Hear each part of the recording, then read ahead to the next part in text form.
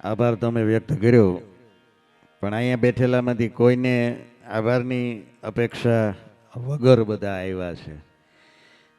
એવી કોઈ ફોર્માલિટી હોય જ નહીં, કારણ કે અમારું પોતાનું છે એમ માની અને બધા આવ્યા છે. ભલે આવ્યા હોય કે બહેનોએ માળીની સેવા કરી છે, એ ખરેખર ધન્યવાદને પાત્ર છે. ખૂબ સારા ભજનો ભાઈ વિવેક સાંચલાએ અહીંથી રજૂ કર્યા. જીવનભરના તોફાન ખાલી રહ્યો છું ફક્ત એના મોઢમ ઈશારે ઈશારે. આભારની જરૂર નથી એટલે કહું છું કે જીવનભરના તોફાન ખાલી રહ્યો છું ફક્ત એના મોઢમ ઈશારે ઈશારે. ગમે ત્યાં હું ડૂબું, ગમે ત્યાં હું નીકળું, છે મારી પ્રતીક્ષા કિનારે કિનારે. અને છેલ્લી કડીમાં મરીજ બહુ સરસ મજાની વાત લખે છે કે મૃત્યુ હો કે જીવન, મરણ હો કે જીવન, બેયની અંદર એક લાચારી કાયમ રહી છે મરીજ. મરણ હો કે જીવન, બે સ્થિતિમાં એક લાચારી કાયમ રહી છે મરીજ. કે જનાજો જાશે તો કાંધે કાંધે, અને જીવન પણ ગયું છે સહારે સહારે, જીવન પણ ગયું છે સહારે સહારે. આ એકબીજાના સહારે હાલવાની વાત છે. એકબીજા માટે કંઈક ભાવ, એકબીજા માટેની કંઈક લાગણી, એકબીજા માટે કંઈક પ્રેમ અને અમારું છે એવું સમજીને. બાકી ગંગાજીએ નાવા જાવ ને તો કાંઈ પાપ ધોવાઈ ગયા એવું ન માનતા. હા, ગંગાજીએ નાવા જાવ એટલે પાપ ધોવાઈ ગયા એવું બિલકુલ ન માનતા. કારણ કે કવિએ ગંગાજીને પૂછ્યું કે હા માં, તારે ત્યાં બધાય નાવા આવે, બધાય તારે ત્યાં પાપ ધોવા આવે, તારી માં અંદર પડે અને પાપ ધોવાય તો એ પાપનું તું શું કર્યું? એટલે ગંગાજીએ બહુ સરસ જવાબ આપ્યો. માં ગંગાએ કવિને એટલું કીધું કે એ પાપ હું થોડા રાખું, કોકને હું લેવા રાખું. એ કે તો એ કે હું પાણીની હારવાર જવા દઉં દરિયાની ભેગા, અને દરિયાની ભેગા પાપ વયા જાય. એટલે કવિએ સમુદ્રને રત્નાકરને પૂછ્યું કે હે મહાસાગર, તારી અંદર બધા પાપ આવે વાયા ગંગા થઈને, તો એ પાપનું તું શું કરે? એટલે દરિયાએ કીધું હું એ લેવા રાખું, હું એને જવા દઉં વરાળ બનાવીને વાદળા માથે. અને ત્યારે કવિએ વાદળાને પૂછ્યું કે હે વાદળો, તમે આ પાપનું શું કરો? વાદળો કે કોકના અમે હું લેવા રાખી, જેના હોય એના વરહાવી દઈ, જ્યાંથી આવ્યા હોય ત્યાં.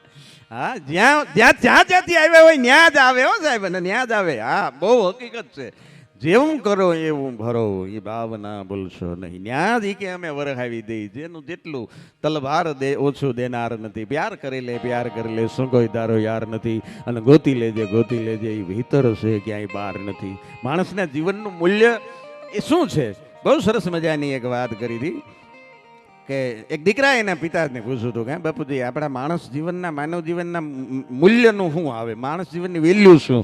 અને એના બાપુજી એને સમજાવવા માટે થઈને એક નાનો એવો પથ્થરો આપ્યો, પાણો આપ્યો, અને કીધું કે આ પાણો લઈ, શબ્દ નથી કાંઈ બોલ્યા, કારણ કે એને સમજાવવું હતું સદ્રષ્ટાંત. એટલે એક પાણો આપ્યો, ને પાણો આપીને કીધું કે આ પાણો લઈ અને બકાલી બેહે છે ને એ શાકભાજીની માર્કેટમાં તું જાજે, અને કોઈ તને આ પાણો વેચવો છે એને પૂછજે, મારે વેચવો છે, અને ભાવ પૂછે કે કેટલાનો, એટલે તારે ખાલી 2 આંગળી ઊંચી કરવાની.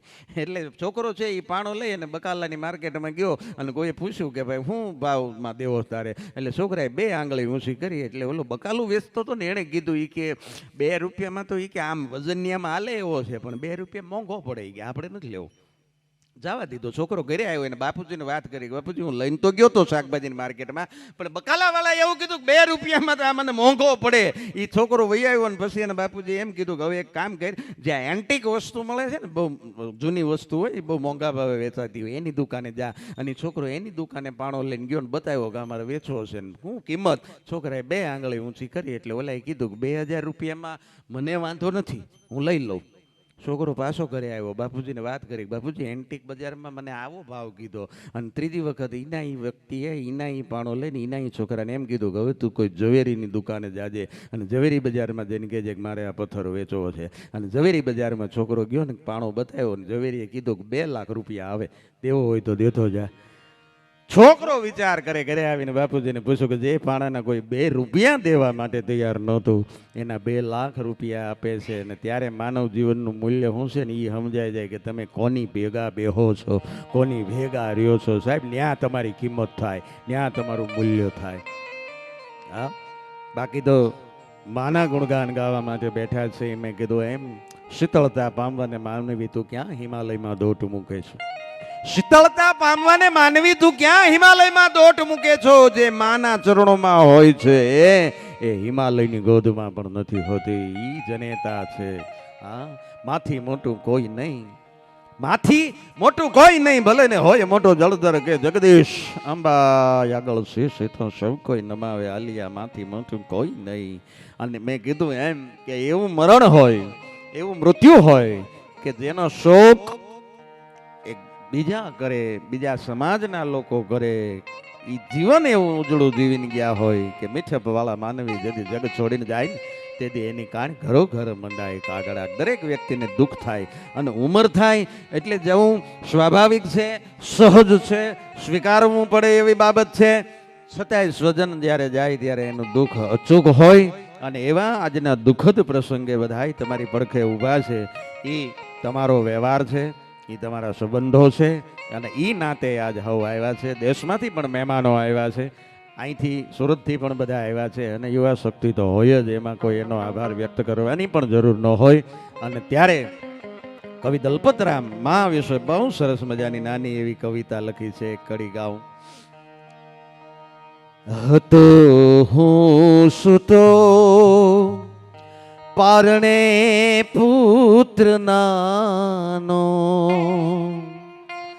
રડું છેક તો રાખતું કોણ છાનો.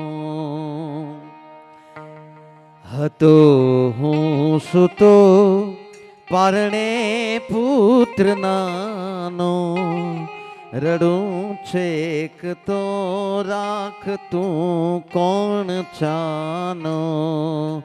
મહાહેત વાળી દયાળી જ માતું, માં એવી હેતવાળી છે, માં એવી દયાળુ છે કે એ પોતાના ધાવણની અંદર, પોતાના છાતીની અંદર ધાવણ ન રહ્યું હોય અને ઈ ધાવતું બાળક છે ને ઈ માની છાતીએ બટકા ભરી જાય અને જીવને જમને વાદ હાલતો હોય, જીવ કે લઈ જાઓ જમ કે લઈ જાઓ, જીવ કે ન જાઓ જમ કે લઈ જાઓ, જીવ કે ન જાઓ. અને ઈ વખતે માને જો કોઈ ચિંતા હોય તો એ માત્ર અને માત્ર એના છોરુની ચિંતા થાય. એ માને કેમ વિહરીએ કાગડા. હા નથી, બહુ બહુ સરસ મજાની માની તો એટલી બધી વાતો છે, માના એટલા બધા પ્રસંગો છે. યુવક અમુક ઉંમર થાય, જેમ તમે કીધું એમ કે ભાઈ ઘાયલ ભલે કદાચ શાયરી ગમે એવી કરતો હોય, પણ સમય એવો છે પગ લપસી જતા વાર ન લાગે. યુવાન માણસ ઘટમાં ઘોડા થનગને આત્મ વિંજે પાંખ અણ દીઠેલી ભૌમ પર આજ યૌવન માંડે આંખ. યુવાન છે એ એમ કહેવાય કે સત્તાના મદમાં પોતાની પાસે થોડીક સંપત્તિ આવી ગઈ અને પૈસો લક્ષ્મી અસુરી તત્વ જ્યારે ઘરમાં આવી જાય ત્યારે ક્યાં રસ્તેથી લઈ જાય પાછી ખબર ન પડે. એ યુવાન છે એ એક ગણિકાના પ્રેમમાં પડ્યો. ગણિકાને રૂપ છે, ગુણ નથી, એવી સ્ત્રીના પ્રેમમાં પડ્યો. અને પડ્યો તો પડ્યો પણ એવો ઊંધે કાંત પડ્યો, એના પ્રેમમાં એવો આંધળો થઈ ગયો. પ્રેમ તત્વ એવું છે કે પ્રેમ પ્રેમ સબ કોઈ કહે ને પ્રેમ ને જાણે કોઈ, જાણે જગતમાં પ્રેમ તો પછી જુદા રહે નહીં કોઈ. યુવાન ગણિકાના પ્રેમમાં એવો આંધળો થઈ ગયો. એને નથી ઘરની ચિંતા, પિતાની ગેરહાજરી છે, નથી માની ચિંતા.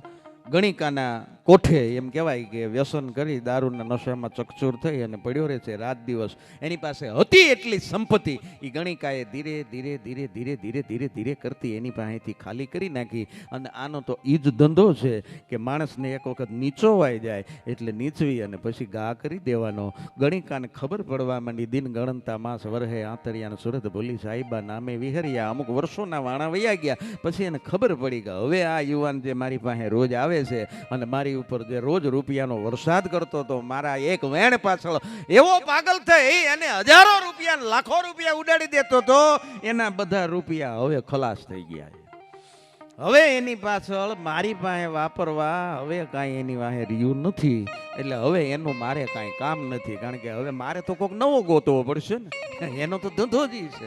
હવે મારે કોઈક નવો યુવક પકડવો પડશે. એટલે હવે આને અહીંથી આવતો બંધ કરવો છે, છંડવાડવો છે. પણ કેવી રીતે? સીધી રીતે તો ના પાડી ન શકાય, કારણ કે વર્ષોનો એકબીજા પ્રત્યેનો નાતો હતો. એટલે એ યુવતીએ, એ ગણિકાએ યુવકને એટલું કીધું કે હવે તું મારી યારે લગ્ન કરી લે. અરે પણ એમ કેવી રીતે લગ્ન કરી લો? યુવક એક બાજુ લગ્નની એને દબાણ કરે છે અને યુવતી છે એ માનતી નથી, કારણ કે લગ્ન કરવા માટે તું સર્જાણી નથી, એનું તો આ કામ છે. એટલે એને કીધું કે હું લગ્ન તારી યારે કરું, શરત એક, કારણ કે એને ખબર છે કે આની પાસે કાંઈ છે નહીં. એટલે એને શરત મૂકી, પણ કેવી આકરી શરત મૂકી કે એક વખત મને તારા ઘરમાં તારી જનેતા છે, બાપ નથી એની ખબર છે, એ તારી જનેતાનું માથું છે ને દળથી જુદું કરી અને એનું માથું મારી પાસે લાવી દે તો હું બીજા દિવસે તારી યારે લગ્ન કરી લઉં. એને ખબર હતી કે દુનિયામાં આજ સુધીમાં કોઈ એવો દીકરો પેદા નથી થયો કે જે પોતાની જનેતાનું દળથી માથું જુદું કરીને લઈ આવે. આ બનશે નહીં એટલે મારે લગ્ન કરવા નહીં, મારે એની બીજી કોઈ શરત માનવી નહીં. ટૂંકમાં વાતને પૂરી કરવા હાટું થઈ અને આવી શરત મૂકી ગણિકાએ. અને એ યુવક સાહેબ એ પ્રેમમાં એવો આંધળો થઈ ગયો છે અને કોઈ પ્રકારનો વિચાર કર્યા વગર એ હાથમાં એમ કહેવાય કે આવડો મોટો જમૈયો લઈ અને વૃદ્ધ માં જ્યાં ઊતી છે એ માં હજી તો દીકરાને આવકારે કે ખમા મારા વીરા બેટા તું આવી ગયો. એ કાંઈ પોતાને આવકારો આપે ન આપે એ પહેલા એક ઝાટકે માનું ધડથી માથું છે એ જુદું કરી અને ચોટલાથી વાળને પકડી અને લોહી નીતરતી હાલતમાં એ માથું લઈ અને ગણિકાના ઘરે યુવક જાય છે. ટાક ટાક ટાક કાટ કાટ કરતા દાદરા ચડી અને ગણિકાના ઘરે જતો હોય ને ત્યારે રસ્તામાં એને ઠેસ વાગી અને ઠેસ આવવાને કારણે માણસ પડી ગયો. સાંભળજો સાહેબ, પડી તો ગયો પણ માનું માથું જે હાથમાં પકડ્યું હતું ઈ હેઠું પડી ગયું અને એ માથું હેઠું પડ્યું ને દીદી ઈ માથામાંથી અવાજ આવ્યો તો ખમા મારા દીકરાને, ખમા મારા દીકરાને. સાહેબ, જે જનેતાનું ધરતી મસ્તક જુદું કરી શકે ઈ માં એના દીકરા માટે એના ઉરમાંથી આશીષ અને આશીર્વાદ જ નીકળે. દુનિયામાં હજી કોઈ એવી જનેતા પેદા નથી થઈ, દુનિયામાં હજી કોઈ એવો બાપ નથી થયો કે જે પોતાના દીકરાઓની પ્રગતિ જોઈ અને રાજી ન થાય.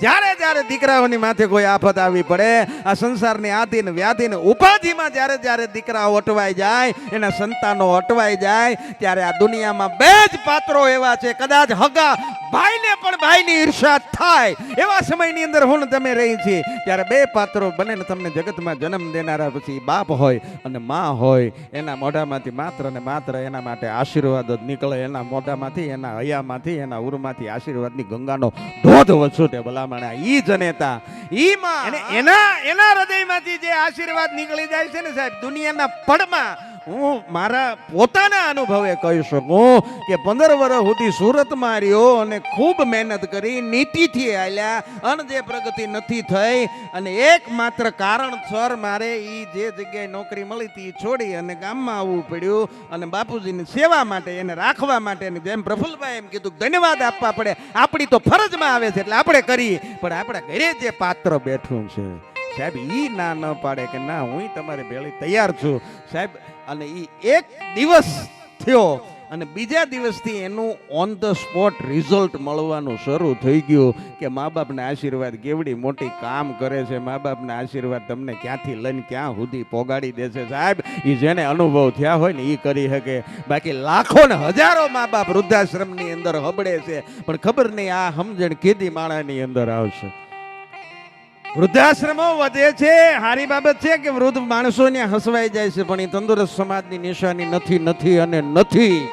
હા, માએ ફોન કર્યો તો વૃદ્ધાશ્રમમાંથી રાતના 12 વાગે પોતાના દીકરાને અને દીકરાના જન્મ દિવસની શુભકામના પાઠવવા માટે. તેથી દીકરાએ એટલું કીધું હતું કે તો માં તું મને હવારે કહી હગર, એના માટે તે મને રાતે જગાડી અને મારી લાખ રૂપિયાની નીંદર બગાડી. અને તેથી જનેતાએ એમ કીધું હતું કે તને જગાડ્યો ને તારી નીંદર બગડી, ખાલી 1-2 મિનિટ પૂરતી 9 મહિના સુધી મેં આ ઉદરની અંદર તને રાખ્યો હતો. મારી તો એવી કેટલી રાત્યું બગડી છે, ભલામણા કેટલી રાત્યુંની નીંદરો મેં બગાડી છે. ઈ જનેતાનો કોઈ પાર ન આવે સાહેબ. ઈ માં હોય, ઈ બાપ હોય, એનું ઋણ તમે કદાચ કરોડો નહીં અબજો રૂપિયા આપો તો પણ ન ચૂકવી શકીએ અને ઈ મા બાપને વયા ગયા પછી પાછા ન લાવી શકીએ. નકર અદાણી ને અંબાણી પાસે અબજો રૂપિયા છે સાહેબ, એના મા બાપને મરવા જ ન દે, એને મરવા જ ન દે એવી એમની પરિસ્થિતિ છે. પણ એમની જે કાંઈ આપણી ઉપર એમની જે આશીર્વાદની જે કાંઈ સમય મળ્યો હોય એ સમયમાં એને હાંસવી લઈ, આનાથી મોટી વિશેષ બીજી કોઈ વાત નથી. ત્યારે પુનિત મહારાજનું બહુ મોટો ઉપકાર છે જગતના ચોકમાં કે એવી સરસ મજાની માતૃ પિતૃ વંદના માટેનું એક ભજન લખ્યું છે, એની 2 કડી લઈ લી. કાંઈ બોલો ભલે બીજું બધું મા બાપને ભૂલશો નહીં, ભૂલો ભલે બીજું બધું મા બાપને ભૂલશો નહીં. અગણિત છે ઉપકાર એના જે કવિ સરજો નહીં. આ ગાયેલા લાખો કમાતા હો ભલે મા બાપ જેથી ના ઠર્યા લાખો કમાતા હો ભલે મા બાપ જેથી ના ઠર્યા ઈ લાખ નહીં પણ રાખ છે ઈ માનવું બોલ સો નહીં મા બાપ ને બોલજો નહીં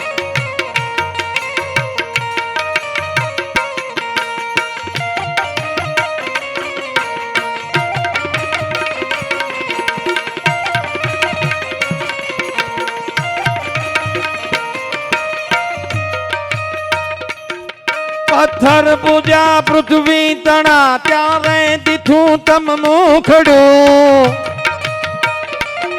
પથ્થર પૂજા પૃથ્વી તણા ત્યારે દીઠું તમ મુખડું જેટલા પાણા એટલા દેવ કર્યા હોય લગ્ન પછી જેના ઘરે સંતાન ન હોય એને પૂછજો કે હું હાલત થઈ હોય માણસની સાહેબ અને એના ઘરે એવા કપાતર દીકરા પાકે ત્યારે મા બાપની ઉપર શું વીતી હશે એની કલ્પના કરજો પુનિત મહારાજ લખે છે પથ્થર બન્યા પૃથ્વી તણા ત્યારે દીઠું તમ મુખડું એના પથ્થર બની છૂંદશો નહીં મા બાપ ને ભૂલજો નહીં મા બાપ ને ભૂલજો નહીં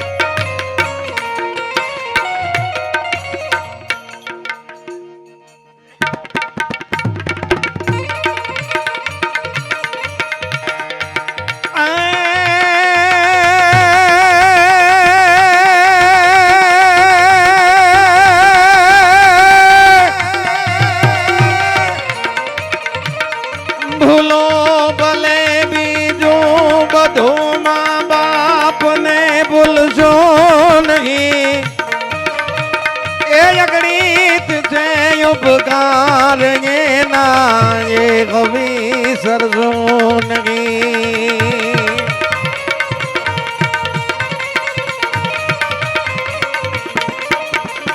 ભીને સુઈ પોતે અને સુકે સુવાડ્યા આપને ભીને સુઈ પોતે અને સુકે સુવાડ્યા આપને આંખને ભૂલીને બીજો સો નહીં મા બાપ ને ભૂલજો નહીં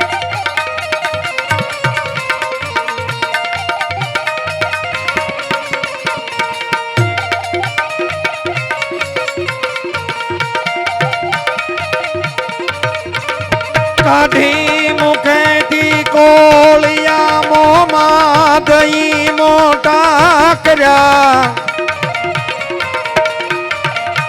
કાઢી મુખેથી કોળિયા મોમાં દઈ મોટા કર્યા અમૃત ધણા દેનાર સામે જે રયુગલ સો નહીં મા બાપ ને ભૂલજો નહીં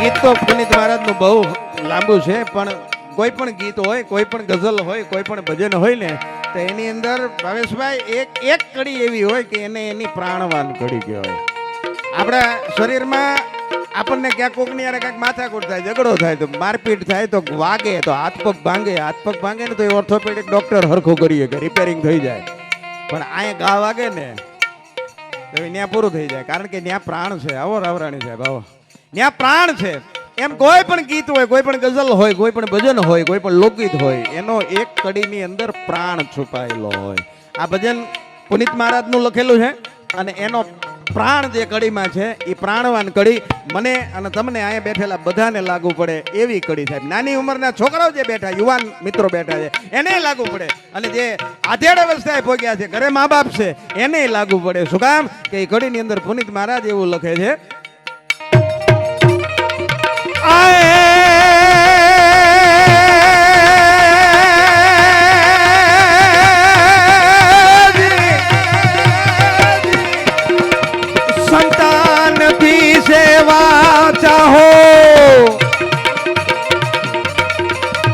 સંતાનથી સેવા ચાહો, સંતાન છો સેવા કરો. સાહેબ પ્રફુલભાઈ એની બાની સેવા કરે તો ઘાયલને કેવું ન પડે કે તું બાને પૂછી જો કેમ છે, બાને કાંઈ ખાવું છે, બાએ દવા પી લીધી, એ કહેવાની જરૂર ન હોય, કારણ કે જોવે છે, એ જોવે છે. મારે ને તમારે, હું ને તમે માતા પિતા છીએ, આપણે દીકરા દીકરીઓ છે, અને આપણે આપણા સંતાન પાસેથી જો સેવા જોતી હોય તો એની માત્ર ને માત્ર પૂર્વ શરત ઈ છે કે મારે ને તમારે, મારા ને તમારા મા બાપની સેવા કરવી પડે, કરવી પડે ને કરવી પડે. આમાં બીજું કોઈ ગણિત નથી. સંતાનથી સેવા ચાહો, સંતાન છો સેવા કરો. જેવું કરો એવું કરો, ભાવના બોલ સોનગી, મા બાપ ને બોલ સોનગી. લાખો કમાતા હો ભલે, મા બાપ જેથી ના ઠર્યા. લાખો કમાતા હો ભલે, મા બાપ જેથી ના ઠર્યા. એ લાખ નહીં પણ રાખ જઈ માનવું બોલ સોનગી, મા બાપ ને બોલ સોનગી, મા બાપ ને બોલ સોનગી, મા બાપ ને બોલ સોનગી. સંતાનથી સેવા ચાહો. આપણે દીકરા દીકરીઓ છે, એ જેવું જોવે એવું જ કરે છે. સાહેબ નથી, એક બહુ સરસ મજાનો પ્રસંગ છે, સત્ય ઘટનાનો હોય એવો કોઈ દાવો નથી, પણ એક કપલ હતું, 7-8 વર્ષની ઉંમરનો એનો દીકરો, અને એ બે જણાએ, એની માં એક વૃદ્ધ ભેગી રહેતી હતી.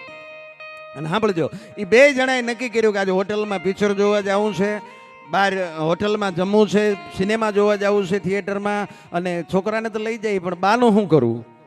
બા નડે, હા બા બહુ નડે, એટલે બાનું શું કરવું? એટલે એ બે જણાએ નક્કી કર્યું કે બા અમે છે ને ફિલ્મ જોવા જઈએ છીએ, પછી ત્યાંથી હોટલમાં સાંજે જમીને આવવાના છીએ. તમારે છે ને સાંજે અહીંયા આપણા ઘરની બહાર થોડેક આગળ જાઓ ને એટલે એક મંદિર છે, અને મંદિરમાં ભંડારો હાલે, અન્નક્ષેત્ર હાલે છે, એટલે તમે ત્યાં જમી લેજો, અમારે આવતા મોડું થાય. એમ કહી અને એ 2.5 જણા, અમે 2 અને અમારું 1, ત્યાંથી નીકળી ગયા. અને પછી સાહેબ એ રસ્તામાં એ દીકરાએ એના બાપુજીને કીધું કે પપ્પા હું મોટો થાવ ને પછી મારા લગ્ન થાય ને પછી હું જે મકાન લઉં ને એ મંદિરની ક્યાંક આજુબાજુમાં લઈશ. શું કામ? કે પછી હું ને મારા પત્ની જો અમે હોટલમાં જઈએ જમવા, પિક્ચર જોવા જઈએ અને અમારે આવતા મોડું થાય ને તો તમારે જમવામાં વાંધો ન પડે. સાહેબ આ એણે જોયું એનું જ સીધું અનુકરણ કર્યું. સાહેબ એવા સમયની અંદર હું તમે જીવીએ છીએ, જે કરે છે એ આપણું જોઈને કરે છે, આપણું કેવું વર્તન છે, આપણું કેવા સંસ્કાર છે એ આપણી પેઢી દર પેઢીની અંદર ઉતરતું હોય છે. ત્યારે ખૂબ તમે સેવા કરી છે જયાબાની. એમના આત્માને રાજીપો જ હોય, એમની ચેતના જ્યાં હોય ત્યાં પરમ કૃપાળુ પરમાત્મા એને શાંતિ જ આપે. સર મહારાજને પ્રાર્થના કરી, માં ભગવતી લીંબચ માને પ્રાર્થના કરીએ કે એમની ચેતનાને ખૂબ ખૂબ શાંતિ આપે. એમના જ પાછળ આવા સરસ મજાના ભજન કીર્તન થાય, એમના પાછળ આવી સરસ મજાની સંતવાણી થાય, અને એમના પાછળ આટલો બધો માનવ મેરામણ, એટલી બધી તમારા સંબંધોને નાતે લોકો આવીને ઉમટે. અને એવા સમયની અંદર આપણે સૌ મળ્યા છીએ, ત્યારે ફરી પાછા ભજન સંતવાણીના દોર તરફ જઈ અને